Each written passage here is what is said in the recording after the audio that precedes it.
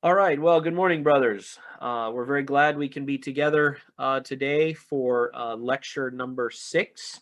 We're continuing on through our textbook, A Glorious Institution, the Church in History. And today, to begin our time by looking in some devotional material. If you have a Bible, turn with me to Revelation chapter 2.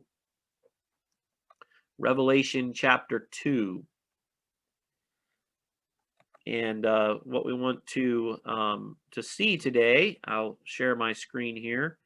Um, what we want to see today is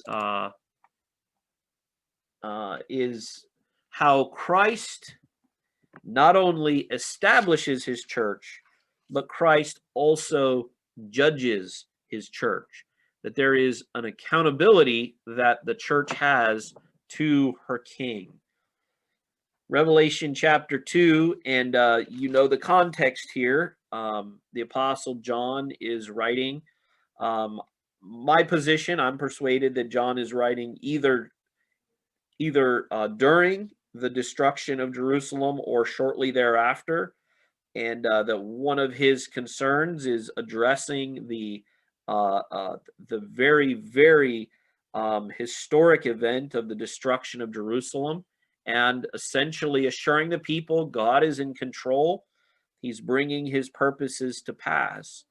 But in Revelation 1, we see this one, first this voice, and then in Romans 1:13, one like a son of man, clothed with a long robe and a golden sash around his chest. And then this turns out to be a vision of the resurrected, ascended, reigning Christ. And remember, when we think of Christ today, we need to not think of Jesus as a little baby. He was, but he grew up. We need to think of him not as perpetually hanging on the cross. He was on the cross for most of a day, but then he was taken down from the cross, put in the tomb, but he didn't stay in the tomb either. He came forth from the tomb, and while the apostles watched, again, think how important this is for the veracity, the historical veracity of our faith. While the disciples watched, he ascended into heaven. Daniel chapter 7, where in heaven he is given a kingdom that all peoples, nations, and languages might serve him. That's the Christ that John is portraying to us in this glorious passage. And what I want you to notice today is the letters to the 7 churches. There are 7 elements in chapters 2 and 3, which are addressed to the angel of the church in such and such a town. And today our text is verses 3 and 4. This is addressed to the church in Ephesus. This was the main church where John had been ministering. I'll begin at verse 1. It says, "To the angel of the church in Ephesus write, the words of him who holds the 7 stars in his hand, and who walks among the 7 golden lampstands. I know your work, your toil, and your patient endurance, and how you cannot bear with those who are evil, but have tested those who call themselves apostles and are not, and found them to be false." Now, here's our text today. "I know you are enduring patiently and bearing up for my name's sake, and you have not grown weary. But I have this against you, that you have abandoned the love you had at first." This is a passage that portrays for us the great challenge before Christians, whether it's in the first century, the era when the apostles are growing old, but are dying off. John was probably the last of those to die, or whether it's in the modern day. We are called to endure patiently and bear up for the sake of Christ's name. We are Christians. We represent the Holy One of Israel. These people in Ephesus were doing that, but Christ, and remember, these are the words of Christ, the Son of Man reigning over his church. He says, I have this against you, that you have abandoned the love you had at first. Something had happened. There was a change in the church, and the church is no longer living in that zealous love for Christ that she once did. And the point that I want us to see today is here in verse 2. I know your works. This is a phrase that's repeated time and time again to these 7 churches. To the church in Smyrna, I know your works. To the church in Pergamum, I know your works. To the church in Thyatira, verse 19, I know your works. And each one of the 7 churches. And so I've included today a picture here of the letters, the letters, the cities where these 7 letters were delivered. This is today Western Turkey, and so this entire region here is modern day Turkey. So Cyprus would be down off the map down here. One of these small islands right in here is the island of Patmos, from which John is writing. And so you see that these 7 churches form roughly a triangle here in this region known as Asia Minor. And these become 7 very important churches in terms of the advancement and of the early church. And yet, what we find is that Christ is now ruling and he is judging his church. So we need to remember, and here I go back to this picture often, and again, I think this has really helped me to begin to think how God eternal reigns over all of history, right? That this black line below represents not only a hill and a horizon, but it also represents our timeline. And it says in Galatians 4 and 5, when the fullness of time had come, God sent forth his son, born of a woman, born under the law, to redeem those who were under the law, so that we might receive adoption as sons. But what I want, and the reason that I love this verse, is because it's all there. God sent forth his son, that is his eternal son. He was born of a woman. The birth in Bethlehem that we celebrate at Christmas time, born under the law, Jesus obeyed God's law on our behalf to redeem those who were under the law. And then here's the phrase I want to focus on today, so that we might receive adoption as sons. And what I want to remind you is that sons can obey their father, or sons can disobey their father. And one of the things that's fascinating to study, and if you've never done heard or seen a sermon series through these 7 churches, this is a very interesting journey to go through these 7 churches and to realize that with the exception of one, they are all criticized. One of them goes so far as to be called a synagogue of Satan, and other such invectives by Christ against those who named the name of Christ. And so today we want to focus on this theme of the sins of the saints, or the seeds of self-destruction. And so let me go back here today, sowing seeds of self-destruction.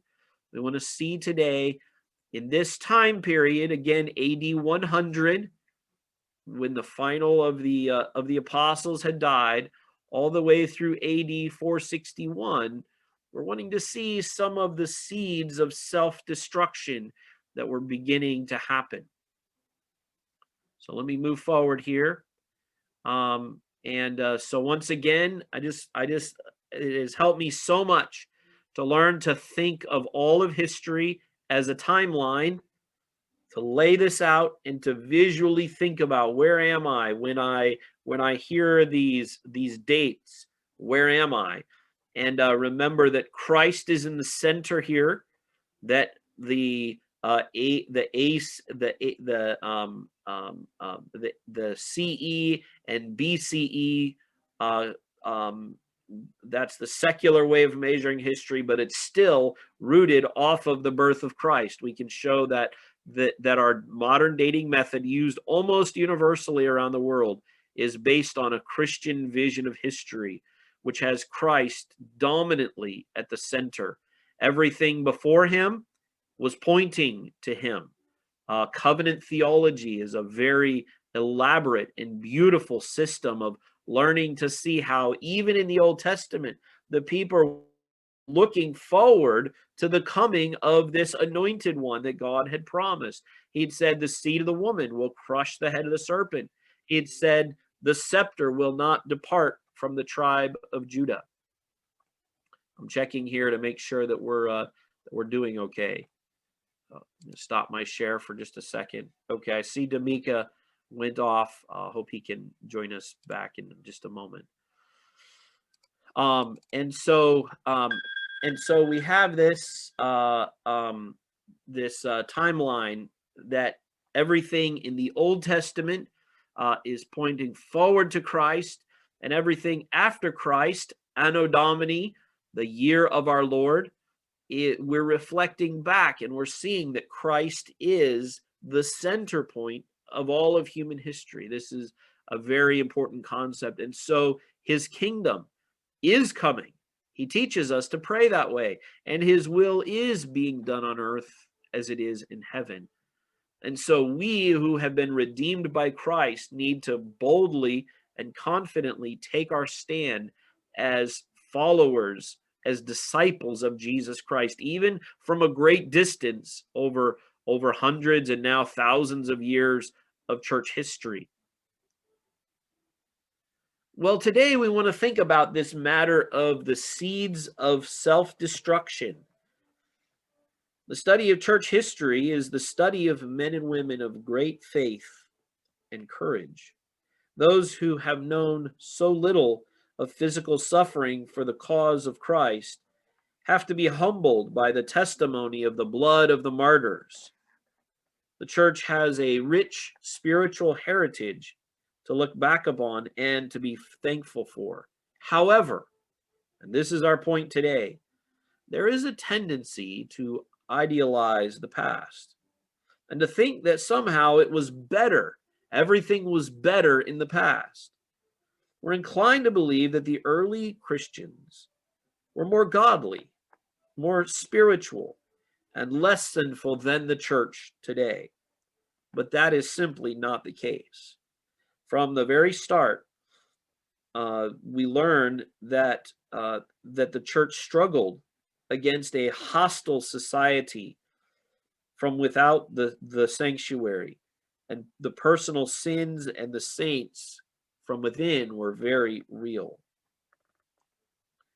We learn even in Acts chapter 6 that there were as the number of disciples was multiplied, the church was growing, but there arose a murmuring of the Greeks against the Hebrews because their widows were neglected in the daily administration.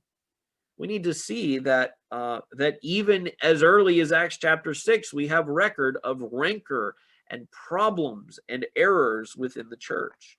And those go on in Acts 15. There's a huge debate over the matter of circumcision. Well, as the New Testament narrative continues, we learn that a host of problems are set forth. In 1 Corinthians 5, verses 1 through 6, we learn that there are heinous sins against nature, including adultery and incest happening even within the church. In the letters to the 7 churches in Asia, direct references are made to spiritual deterioration within those churches. Following the close of the apostolic age, the spiritual climate of the church did not improve. By the end of the 5th century, so now we're jumping forward to about where we are in our study, there are a number of unscriptural doctrines and practices that had become deeply rooted in the church. And so remember that one of the things that was front and center in the Reformation was the call to go back to the apostolic foundations. And so even my title here, I want you to notice, is very Protestant, unscriptural teachings in the church. That is, these were things that had come to be accepted that were simply not grounded in the teachings of Scripture. And so let's look at a few of these that were beginning to crop up, were beginning to lead God's people astray. No longer were they following the doctrines of God, but they were teaching the doctrines of men as though they were the commandments of God. So let's look at some examples of this. One example is what I would call demonism. Demonism is a focus, indeed an obsession with activity that's part of the evil. Demons are real. Demons inhabit people, but Jesus had, in a unique way, as the Messiah, power over demons, and he was able to exorcise or cast out demons in a way that we don't believe is normative for us today. The same way Jesus raised the dead, well, we don't expect us to be able to raise the dead today. So, in the same way, Jesus cast out demons. And we don't believe that this is a normal thing um, in the church. And so there became this, what I call demonism, or a focus on exorcising or casting out demons. And it became sort of this competition within the church. Who was the better demon caster outer? And this was practiced, including by some very prominent church leaders, even though we have no commands in the New Testament to practice such things. Second of all, were prayers for the dead. Now, it's normal to remember and grieve the loss of a loved one, but it is not right to pray for the dead. Once someone dies, they depart into an eternal existence, either with God in heaven or separated from God in a place of torment, a place that the Bible calls hell. And so it is not scriptural to pray for the dead, or more seriously, to the dead. Some prayers were not merely for the dead, but they were prayers to the dead, as if somehow their state of existence could be changed, or as if somehow the departed had influence in the affairs of this world and the events that take place. Just a very unbiblical view. And so this was another unscriptural teaching that cropped up in the church. Another doctrine that continues to this day that is very problematic. In the name of humility, there was a teaching introduced to the church that no person was good enough to go directly into the presence of the Lord. It seemed logical that somehow believers entered an intermediate state that existed somewhere between heaven and earth, and that they were purged or purified in this place. And so if you look at this word purgatory, it has the word purge in it. That is, to be purified. In essence, what this doctrine really teaches is that all men go to a form of hell. Apparently, the hell of purgatory does not last forever, because individuals will move from this hell-like state into heaven, but only after having redeemed themselves through suffering. That their suffering was somehow getting them ready Their suffering on earth was not enough. They must suffer again, sometimes for many, many, many, many, many, many thousands of years before they are now ready to enter into heaven. The whole concept of purgatory diminishes the glory and of the finished work of Christ, which he accomplished at the cross for his own people. Worst of all, purgatory makes man his own partial savior. Once again, do you see the unscriptural nature of this teaching that was accepted broadly in the church? Another just example is the Lenten season. Again, no commandments anywhere in the scriptures, but 40 days, this extended season of what's called Lent. The emphasis here is once again upon man doing something, usually making some kind of self-sacrifice, and that somehow this was contributing to his salvation or his sanctification. This teaching set aside the biblical doctrine that the just shall live by faith, Romans 1:17. Another unscriptural teaching was the Mass. The Mass is where, and it has to do with the gathering. That's the Latin word to amass, is to come together. This was the place where the Lord's Supper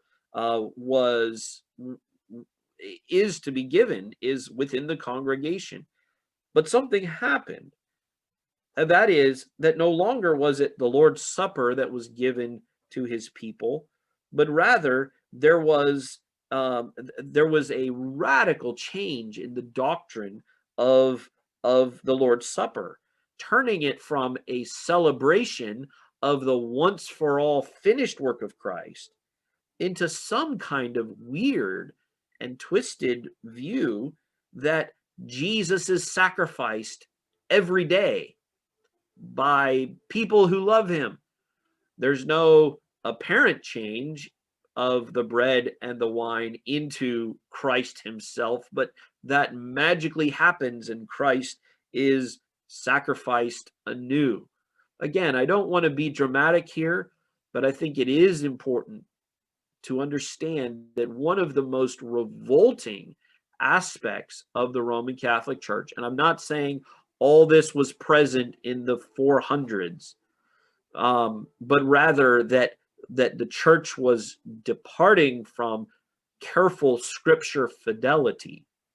And the result was that by the time of the Middle Ages, by the time of Martin Luther, the Mass had turned into some kind of weird play almost, where Jesus is being crucified for your sins once again in your presence, and then you're going to eat his and revel in his gory body and his shed blood. It's a radical departure from the clear biblical teaching. Another thing that developed during this time is that there was a distinction made between worship and veneration. I kind of get it, but I think in some ways this led the church down the road of somehow honoring, and sometimes it's hard to distinguish between the veneration of saints, the veneration of angels, the veneration of Mary. It was encouraged to give adoration to the martyrs, to the saints, to the apostles, and more and more and more to Mary. You may be familiar with the Marian doctrines, which today the Roman Catholic Church says you must believe the four Marian dogmas in order to be saved. If you don't believe them, then you are apostate and will go to hell. And it's extremely important to see that that what was happening in the veneration tradition is that the old heathen gods of Rome were being replaced by the new, quote, gods of the Christian church. In the name of veneration now, people were praying to everyone except the one mediator between God and man, the man Christ Jesus. And there was developing this propensity to venerate and to pray to human beings. And again, I would remind us that there is one mediator between God and man. There is no co-redemptrix. This is the title that the Roman Church gives to Mary. And why do we say, Hail Mary, full of grace, the Lord is with thee? These prayers are in fact a deep departure from what the New Testament teaches. Another example of this is relics. Now, relics, again, I don't want to pretend like they were obsessed. People everywhere were obsessed with them, but there were foundations laid in these early years that would become an obsession by the time of the Middle Ages. Miraculous powers were attributed to pieces of wood said to be part of the cross of Christ. There would be exotic certificates that would be made. And Martin Luther has a rather humorous comment that if all of the splinters of the cross were put together, it would be far more wood than was ever in the cross of Christ. There were so many frauds there, but there was this underlying belief in the miraculous power of these things that had to do with Jesus' ministry, or the apostles, that they would take their foot bones or their thigh bones or their finger bones, and they would bury them under altars in churches, and these relics came to have miraculous power in their minds. Healing powers were ascribed to the relics of the saints and martyrs. The church became the object of ridicule. Many people mocked the Christians because of this superstition that was developing. In fact, the Emperor Julian the Apostate, we heard about him a few weeks ago, he called Christians bone worshippers because of their obsession with the bones of the saints. And that became a point of derision. Another thing that began to happen is, and notice here, as the church begins to move from being a spiritual service to God's people, as it began to take on the regal power, and the kingdom of God began to be viewed in terms of wealth and in terms of status and in terms of earthly power. One of the things that happened is that the priests and the bishops began to wear these glorious garments. They became part of, when the clergy took on their role, they wrapped themselves in these royal garments. They were trappings of regal power that had, in our view, no place in the kingdom of God. Mark 10:45 says, even the Son of Man came not to be served, but to serve.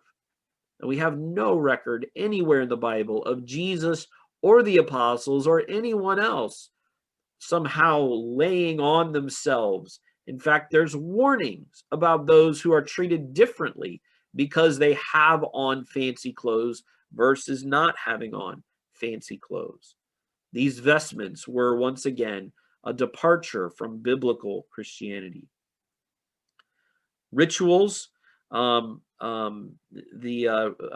rather than God's people praying together and hearing the preaching of the word that was in the spirit, there became more and more exotic rituals that were encouraged.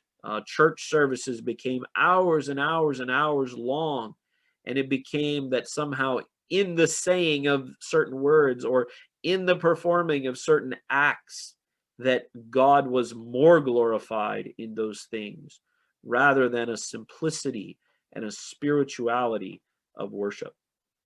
And finally, was the rise of monasticism. And here I've got another slide I want to show you. But it's a fascinating thing to recognize that it was during this time in the first 400 years that there began to develop this idea of what I call Christian professionals. Now, there is some sense in which God does call some people to be full-time laborers in God's kingdom. I don't deny that. But Christian professionals oftentimes become obsessed with the clothes they wear, or the company they keep, or how much of the Bible they have memorized, or how holy in some other artificial way they actually are. Christian monasticism involves those who are called monastics, and monastics live in what are called monasteries. And this is even to this day, there would be monasteries in various places all around the world, and as well as convents for women who enter into some kind of monastic order. Those who would step into this, they would point to, and many of them down through history have pointed to Matthew 19:21. This is when Jesus is speaking with the rich young ruler, and he says, "If you would be perfect, go sell what you possess and give to the poor, and you will have treasure in heaven." Now, if we look at this verse in its context, I believe that what Matthew 19:21 is doing is exposing the sinfulness, the particular sinfulness in the heart of this rich young ruler. And so I don't think that Jesus is somehow, I mean, the context clearly indicates he's not giving some kind of way or path to eternal life. It's not by not doing certain things or doing certain things that we attain unto eternal life. But these monastics took this verse literally. Therefore, they dedicated themselves to a separate life. There was a man by the name of Anthony of Thebes who took up the life of a monk in Egypt. The year was AD 270. According to Athanasius, Anthony was born in a small village on the left shore of the Nile River. When they died, when his parents died, Anthony was able to live off his inheritance. One day, in church, the text was read of the story of the rich young ruler. Anthony took these words very literally. He disposed of all of his parents' property and gave the proceeds to the poor. Then he left for the desert, after placing his sister under the care of the virgins of the church, who served as nuns dedicated to the work of the Lord. After about 15 years, Anthony went to live alone in a tomb in an abandoned cemetery. Others followed the example of Anthony of Thebes. There was a man by the name of Pachomius in a small village in Egypt. There were many others, and this somehow came to be viewed as particularly holy. Now, while many Christians in the church sought to be holy by joining monasteries and engaging in good works, the church was often very unholy in its attitude toward other Christians. Persecution replaced Christian love all too often. For example, because of a bishop of Alexandria named Theophilus, and listen to his name, Theophilus, God lover or lover of God, a man, and here's where we're going to conclude today, named Chrysostom was banished from his city. So what I want us to see is that these who came to be thought of as super holy, super saints is the word I like to use, that these men, in fact, even as they moved away from, quote, the world, they brought the world with them in their hearts. In other words, the issue was one that they were somehow seen to be living above sin, that they were seen as somehow fully sanctified and therefore worthy of special honor and even veneration.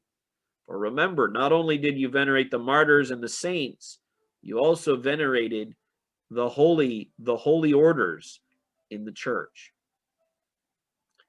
So this ought to be a warning to us and a reminder to us that we ought not to to depart from the scriptures, that we need to always and constantly ground our thinking in what scripture actually says. We need to apply the scriptures to the daily life, to the culture of the church.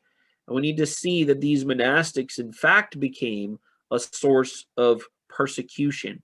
And I want to remind us again that it was one of these monastics who wound up kicking out John Chrysostom, and he's the church father that we want to focus on today. Before we do that, I want to just remind you that one of the real emphases of our course here is we're wanting to expose those who are newly who are engaged in ministry in the church to these men that we call the church fathers. And you see some of the pictures of these men up here. The church fathers is a fairly broad category. The church fathers do not include the apostles. It would be those whom the apostles trained, usually up into the 400s AD. And so we divide these men into four different groups. And we've talked about these over the course of our time together. The first is those who were themselves discipled by the apostles. So that men here would include Ignatius, would include Polycarp. Those are by far the most prominent. And there's others as well that in their writings you hear them make reference to the Apostle John or the Apostle Peter or the Apostle Paul. They were discipled by the original 12 apostles. They edified the church, and there are numerous writings that you ought to be familiar with of the apostolic fathers. Again, these are not apostles. These are those who were discipled by the apostles. The second is the apologists, and you see here about a 40-year period. Justin Martyr is one of the most prominent of these. He wound up being persecuted and killed in Rome, but he wrote extensive philosophical defenses of the Christian faith. Thirdly, we have the polemicists, and these were leaders of the church who led against internal heresy. So they were focused on the purity of the church, and you see that information there. And then finally, the ones that we want to focus on today, you see the dates here, approximately 225 to 460. These were the men called the theologians. And it's a great honor to be called a theologian in the early church. But these were men who were known for being able to explain aspects of the Christian faith in a particularly compelling way. And so one of these men, and the one that we wanted to conclude with today, one of the theologians is this man called Chrysostom. Chrysostom lived 347 to 407 AD. He was the patriarch, or the main bishop of the church in Constantinople. And we need to back up and remember that in the reign of Constantine, Constantine moved his capital from Rome, so this is the political capital of the Roman Empire, to this place, and here his name in it, Constantinople. Constantine moved his capital to what we would know as the Eastern Empire. And eventually these two would actually split and break from each other. So Chrysostom was a pastor, a prominent pastor in Constantinople. This name, Chrysostom, actually means golden mouth. Literally, it means the golden mouth. And he was a man who was known because of his great eloquence in preaching and teaching. He was born in Antioch in Syria. That's the same Antioch where Paul and Barnabas left from to go out on their missionary journeys. And he was a natural and brilliant student. He studied philosophy and logic and rhetoric. Initially, he had a plan to become a lawyer. However, we should know that Chrysostom desired to join a monastic order, but because of the many responsibilities he had, he was unable to do so. Finally, in 373, he retired to the mountains, where he stayed for about 10 years. During this time, so I want to show you here, he was born in Antioch. During this time now, he became an ascetic and a hermit. In fact, my understanding is that for long periods of time, he would not sit down in any way. He stood continuously, and he memorized large portions of the Bible and was a very rigorous ascetic or a monk. His health actually broke as a result of all of this stress. So he returned to Antioch. Chrysostom then studied under the bishop Miletus, who ordained him as a deacon in 381. As a gifted preacher, Chrysostom attracted a wide audience.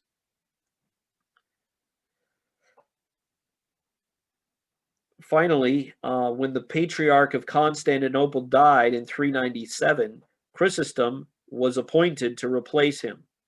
In the years that followed, Chrysostom preached boldly against the vices of the people of God and corruption in high places of government. He even criticized the empress Eudoxia, and the immorality of the imperial court. Outraged, Eudoxia enlisted the support of the Bishop of Alexandria to remove Chrysostom from office based on frivolous charges. And so in 403, and notice this was about 4 years before his death, Chrysostom was exiled from the Roman Empire. He was recalled, but soon the offended empress again banished him to a place called Pontus. He was forced to march through the hot sand without any covering on his head, and Chrysostom, the golden mouth, died along the way. These were the kinds of sufferings and the kinds of aggressions against fellow Christians that were now happening in the Roman Empire. And so I want to remind us that what we're focused on today is that even as the church was growing, even as its missionary